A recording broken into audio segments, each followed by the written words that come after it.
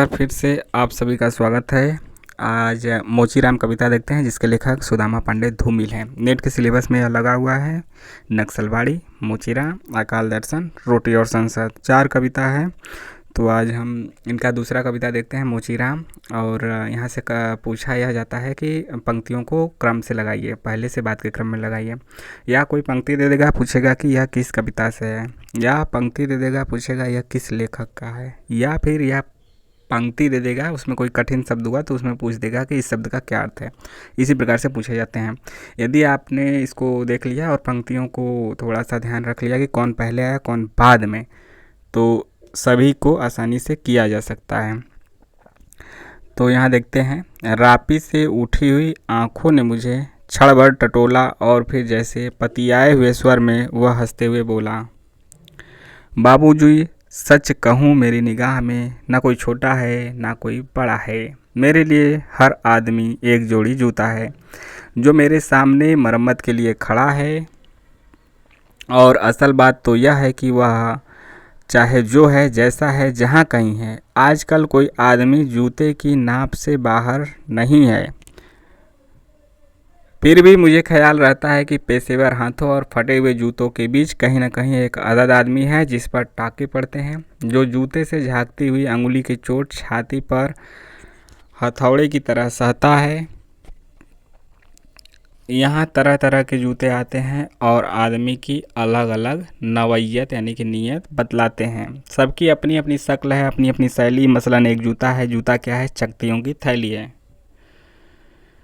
इसे एक चेहरा पहनता है जिसे चेचक ने चुग लिया है, उस पर उम्मीद को तरह देती हुई हंसी है, जैसे टेलीफोन के खंभे पर कोई पतंग फंसी है और खड़खड़ा रही है। बाबूजी इस पर पैसा क्यों फूंकते हो? मैं कहना चाहता हूँ मगर मेरी आवाज़ लड़खड़ा रही है। मैं महसूस करता हूँ भीतर से एक आवाज़ आती है, कैसे आदमी हो, अपनी जाति पर थूकते हो? यानी कि मतलब कोई अपने धंधे की जो बात है उसके खिलाफ जाएगा या अपने वसूलों के खिलाफ जाएगा, तो फिर यह धूमिल का लोकतंत्र पे हमला है।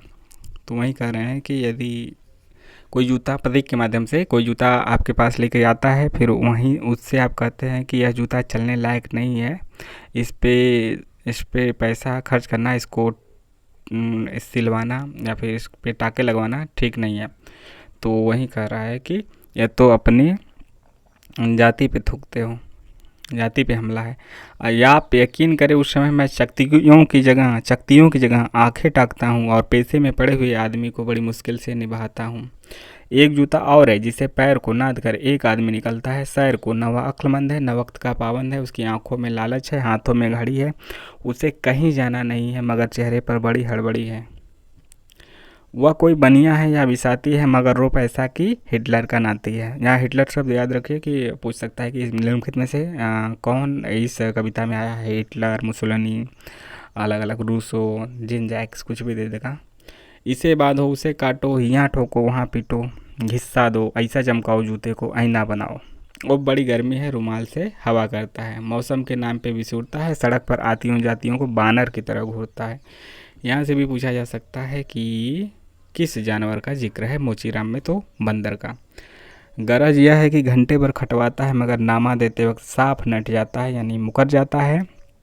शरीफों को लूटते हो, वह गुर्राता है और कुछ सिक्के फेंक कर आगे बढ़ जाता है। अचानक चिहुक कर सड़क से उछलता है और पटरी पर चढ़ जाता है। चोट जब पैसे पे पड़ती है तो कहीं न कहीं चोर किल दबी रह जाती है, जो मौका पाकर उभरती है और अंगुली में गड़ती है। मगर इसका मतलब यह नहीं कि मुझे कोई गलत फहमी है। मुझे हर वक्त यह ख्याल रहता है कि जूते और पैसे के बीच कहीं न कहीं एक अदद आदमी है जिस पर टांके पड़ते हैं, जो जूते से झांकती हुई अंगुली की चोट छाती पर हथौड़े की तरह सहता है। और बाबूजी असल बात तो यह है कि जिंदा रहने के पीछे अगर सही तर्क नहीं है तो रामनामी बेचकर या रंडियों की दलाली करके रोजी कमाने में कोई फ़र्क नहीं है। और यही वह जगह है जहाँ पर आदमी अपने पैसे से छूटकर भीड़ का टमकता हुआ हिस्सा बन जाता है। सभी लोगों की तरह भाषा उसे काटती है, मौसम सताता है। अब आप इस बसंत को ही लो, यह दिन को तांत की तरह तानता है। पेड़ों पर लाल लाल पत्तों के हजारे सुखतल्ले धूप में सीझने के लिए लटकाता है, यानी सूखने के लिए। सच कहता हूँ उस समय रापी की मूठ को हाथ में संभालना मुश्किल हो जाता है। आँख कहीं जाती है, हाथ कहीं जाता है, मन किसी झुझलाए हुए बच्चे सा काम पर आने से बार बार इनकार करता है। लगता है कि चमड़े की शराफत के पीछे कोई जंगल है जो आदमी पर पेड़ सवार करता है। और यह चौंकने की नहीं, सोचने की बात है, मगर जो ज़िंदगी को किताब से नापता है, जो असलियत और अनुभव के बीच खून के किसी कामयाब मौके पर कायर है, और बड़ी आसानी से कह सकता है कि यार तू मोची नहीं शायर है। असल में मतलब यह मोची के माध्यम से लोकतंत्र में व्याप्त बुराइयों पे हमला है।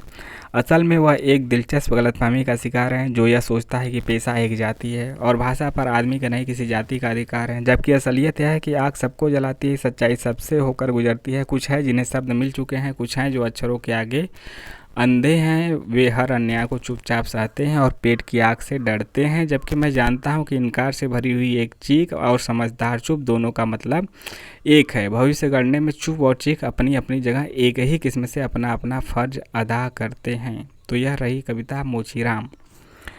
तो इसको ज़रूर 1-2-3 बार देखिएगा और अच्छा लगे तो सब्सक्राइब, लाइक, शेयर भी करते रहिए।